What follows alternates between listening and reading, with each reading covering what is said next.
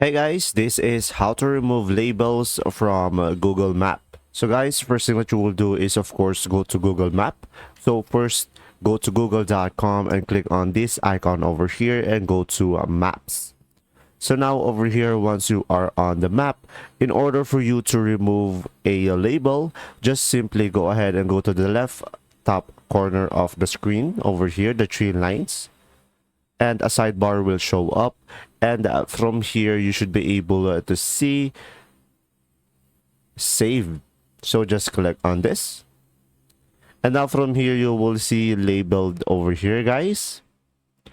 And now in order for you to remove a label, just simply click on the three dots over here, and from here you should be able to click on remove address, and from here you'll be able to remove a label. And there you go, that's how to remove labels from Google Maps. If this video was helpful, please like and subscribe, and thanks for watching.